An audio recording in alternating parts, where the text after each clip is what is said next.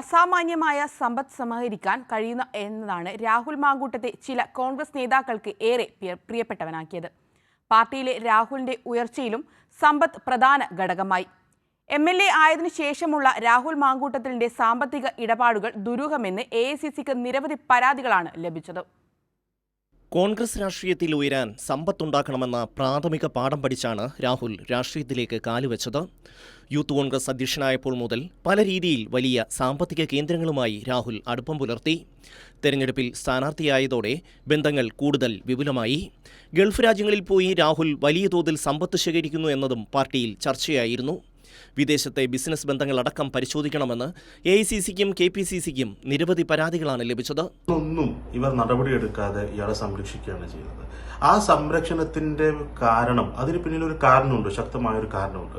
ആ കാരണം എന്ന് പറയുന്നത് ഇവർ 3 പേരും കൂടി നടത്തിയ സാമ്പത്തിക ഇടപാടുകളുടെയും ഇവരുടെ കൂട്ടുകച്ചവടത്തിന്റെയും കഥകളാണ് എന്ന് ആ പാർട്ടിക്കകത്ത് തന്നെയുള്ള ആളുകൾ, ഇപ്പോഴും പാർട്ടിക്കകത്തുള്ള ആളുകൾ പറയുന്നുണ്ട്. ഒരു തരത്തിലും ഒരു രാഷ്ട്രീയക്കാരനായിട്ട് ഒരു പൊതുപ്രവർത്തകനായി നിൽക്കാൻ കഴിയാത്ത വിധത്തിലുള്ള ഒരുപാട് മാഫിയ പ്രവർത്തനങ്ങളുടെ ഒരു കേന്ദ്രമാക്കി യൂത്ത് കോൺഗ്രസിനെയും മാറ്റിയതിന് ഉത്തരവാദിത്തം ഷാഫി പറമ്പിലിനും VD സതീശനും പിന്നെ ഈ സൈക്കോപാത്തായിട്ടുള്ള ആൾക്കുമാണ് എന്ന് എല്ലാവർക്കും കൃത്യമായി ബോധ്യമുണ്ട്.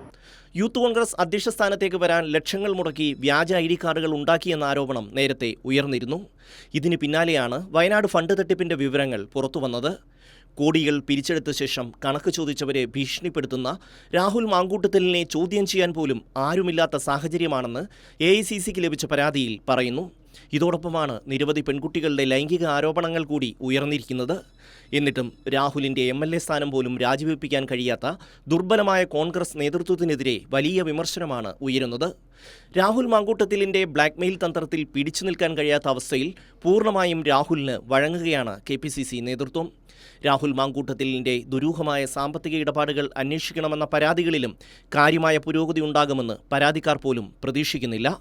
എങ്കിലും ഷാഫി പറമ്പിലിന്റെയും രാഹുൽ മാങ്കൂട്ടത്തിലിന്റെയും വഴിതെറ്റിയ പോക്കിൽ നിശബ്ദരായിരിക്കാൻ കഴിയില്ലെന്ന നിലപാടിലാണ് ഒരു വിഭാഗം കോൺഗ്രസ് നേതാക്കൾ. News desk, Kairali news.